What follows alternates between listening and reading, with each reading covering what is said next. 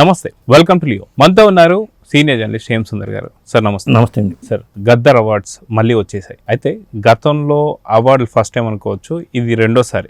So మళ్ళీ ఉగాదికి రాబోతున్నాయి గద్దర్ అవార్డ్స్.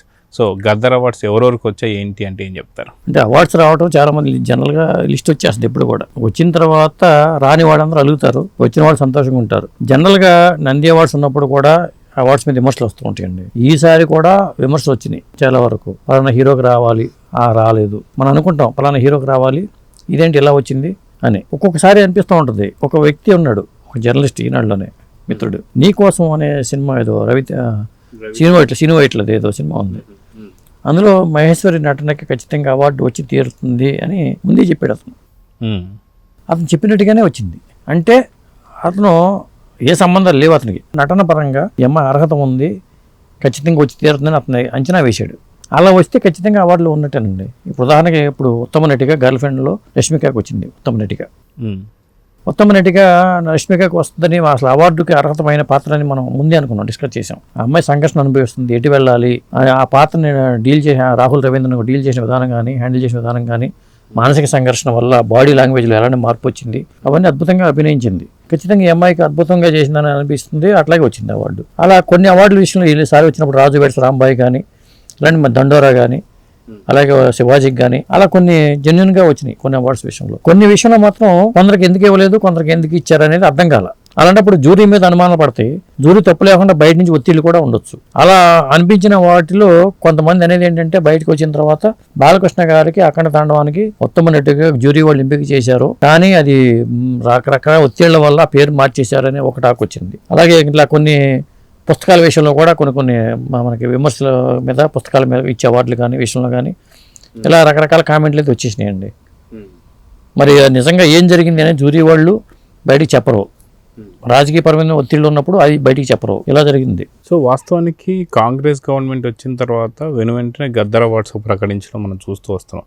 వాస్తవానికి గద్దర్ అనే పేరు మీద కూడా చాలా రకాల విమర్శలు వచ్చాయి. ఆయన సినిమాకి సంబంధించినటువంటి వ్యక్తి కాదు, కళలకు సంబంధించి అది ఆయన పాడినటువంటి పాటలు వేరే, అది ఇదని. కానీ ఇప్పుడు మళ్ళీ జ్యూరీ సెలెక్ట్ చేసినటువంటి పేర్ల మీద కూడా కొంత వివాదాలు అయితే వస్తూ ఉన్నాయి. సో దీనికి పరిష్కారం ఎలా ఉండాలి అంటే, ట్రాన్స్పరెన్సీగా ఉండకపోవడమే ఇది ఒక ఇష్యూ అనుకోవచ్చు అంటారా? గవర్నమెంట్ ఒక కమిటీ వేస్తుంది, వీళ్ళని వాళ్ళ నిర్ణయాన్ని కట్టుబడి ఉండాలి. అవార్డులు ఇవ్వడం అనేది కమిటీ నిర్ణయాన్ని పక్కన పెట్టి ఆ పేర్లు తీసేసి ఇంకో పేర్లు యాడ్ చేయమని ఒకవేళ జరిగితే ఖచ్చితంగా తప్పే. జ్యూరీని గౌరవించి జ్యూరీ మీదే డిపెండ్ అయ్యి అవార్డ్స్ విషయంలో ఉండాలి. ప్రధానంగా వచ్చిన విమర్శ ఏంటి, నాగ చైతన్యాన్ని తండేలకు ఎంపిక చేయటం. నాగ చైతన్యం అద్భుతంగా చేశాడు, బాగా చేశాడు, కాదనట్లేదు. కానీ అఖండ తాండవంలో బాలకృష్ణ గారు అద్భుతంగా, ఇంకా అద్భుతంగా చేశారు. అలాంటి పాత్ర పోషించడం ఎవరి వల్ల కాదు. మరి ఇక్కడ ఇది గొప్ప అనుకున్నప్పుడు ఏది ఇవ్వాలి, బాలకృష్ణ గారికి ఇవ్వాలి. కానీ అట్లా ఆయనకి ఇవ్వకుండా నాగ చైతన్యకి ఇచ్చారు. నాగ చైతన్యకి ఇంకో ప్లేస్ ఇవ్వచ్చు, లేదా సహాయ నటుడిగానో లేదా ఇంకోటో ఇవ్వచ్చు, ఇట్లా ఇవ్వచ్చు. అంటే బయట వినిపిస్తున్న మాట ఏంటంటే, జనరల్గా చూసుకుంటే తండేలకి అర్హతమైన సినిమానే నా చేతిని బాగా చేసాడు, అనుమానం లేదు. కానీ ఇతర పాత్రలు చూసుకుంటే ఇంకా చాలామంది కనిపిస్తున్నారు. అఖండ తాండవ పాత్ర ఎవరైనా చేయగలరా?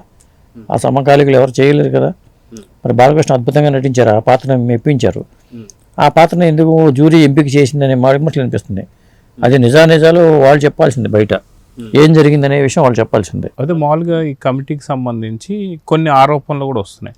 ఏంటి అంటే, వాస్తవానికి ముందుగా బాలకృష్ణ గారిని అనుకున్నారు, కానీ తర్వాత తమ్మారెడ్డి భరద్వాజ గారు వచ్చిన తర్వాత ఆ పేరు తొలగించి నాగ చైతన్య పేరు పెట్టించారనేది కొంత వార్తలు అయితే వస్తున్నాయి. సో అది మనకు అందరికీ తెలిసిందే. తమ్మారెడ్డి భరద్వాజ గారు కొంత వైసీపీకి సపోర్ట్ కాబట్టి ఇటు సినిమాలలో రాజకీయాలు తీసుకొచ్చి ఇలాంటివి జరిగాయా అని చెప్పి కొంతమంది. అంటే తమ్మారెడ్డి గారి పాత్ర లేదు, తమ్మారెడ్డి గారు చైర్మన్గా ఉన్నా కానీ చైర్మన్ గారి మాట నెక్కాలని లేదు.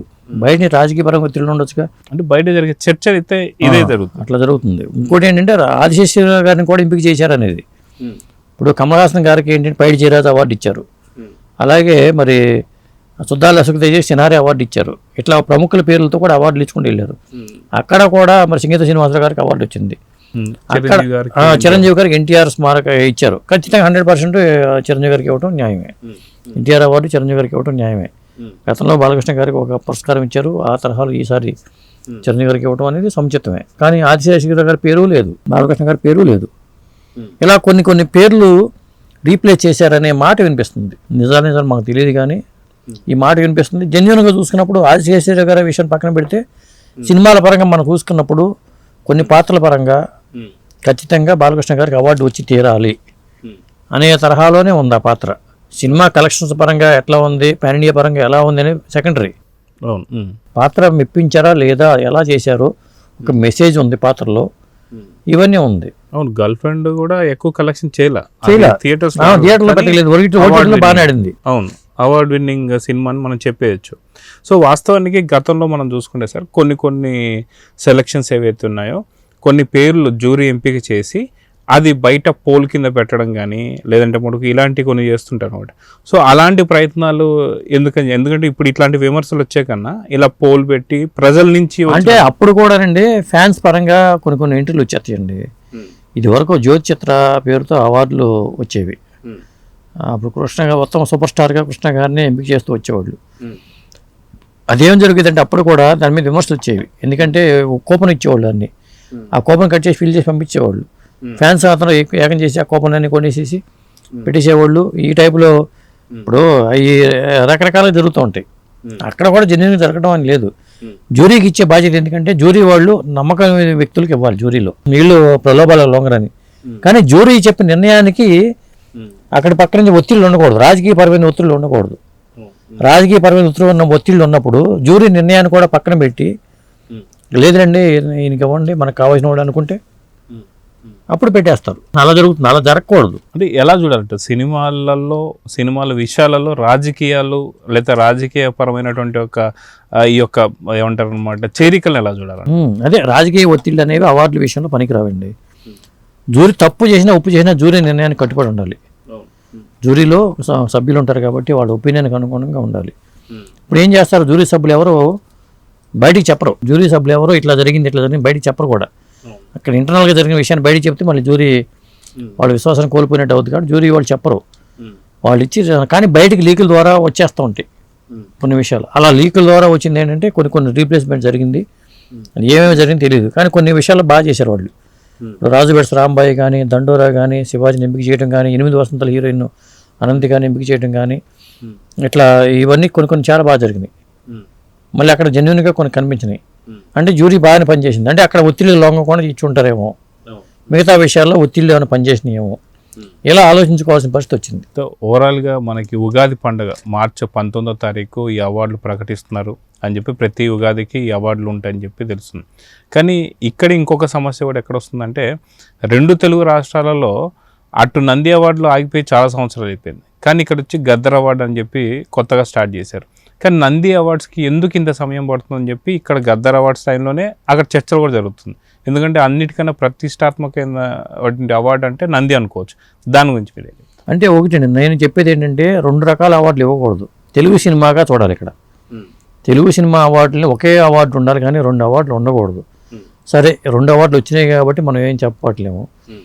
అట్ ది సేమ్ టైం అక్కడ కూడా అవార్డు ప్రక్రియ ఉంటే కనీసం, ఎందుకంటే ఏపీ గవర్నమెంట్లో నంది అవార్డు నాటకాలకు ఇచ్చేవాళ్ళు, సీరియల్స్కి ఇచ్చేవాళ్ళు, సినిమాలకు ఇచ్చేవాళ్ళు, ఈ తరహాలో జరిగేవి.